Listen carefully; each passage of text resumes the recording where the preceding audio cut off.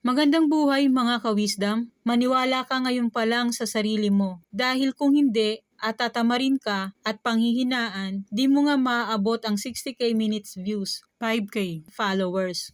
Kung hindi naman, baka gagawa ka ng paraan kahit ma-restrict ka, maabot mo lang yan.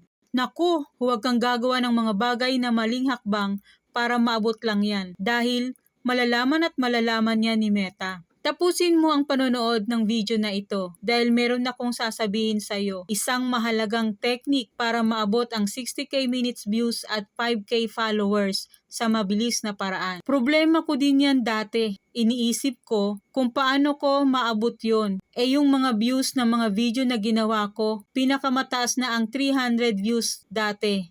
Kaya po, kung ikaw ay isang content creator, gusto mong ma-monetize sa in-stream ads, gusto mo maabot ang 60k minutes views, 5k followers na walang kapagod-pagod, walang kahirap-hirap, di ka mapupuyat, wala kang gagawin, aba, mag-isip-isip ka na.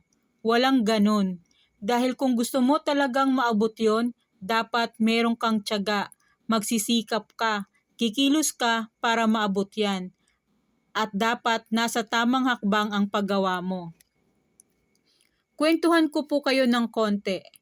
Meron po akong nadaanang content creator. Sabi niya, huwag niyong ubusin ang oras niyo sa F2F.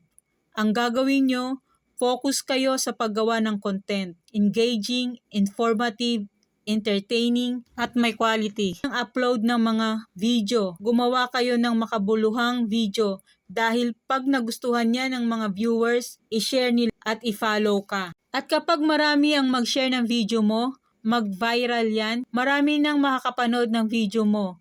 Kapag mag-viral yan, di na problema ang followers at 60k minutes views. At tandaan niyo po, ang gusto ni Meta, follow kayo dahil sa nagandahan sa video nyo, hindi dahil sa F2F. Tinandaan ko po yung sinabi niya at ginawa ko. Sabi ko nga, mag-upload na lang ako ng mag-upload. At nagkataon po na doon sa isang video na ginawa ko, nag-visit siya. Ito po at nag-comment sa video na yon. Nagulat po ako, tumaas ang views.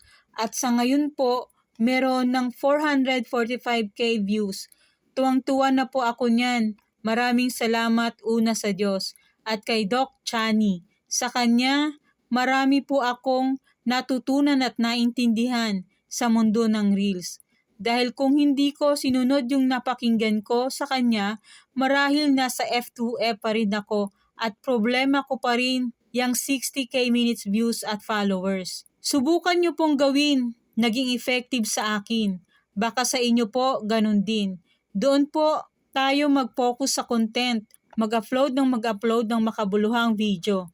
Maraming salamat din po sa mga nag-follow sa akin, sa mga nag-view sa mga video ko, nag-react, nag-comment, nag-engage, nag-share sa aking mga video. Maraming salamat po sa inyong lahat.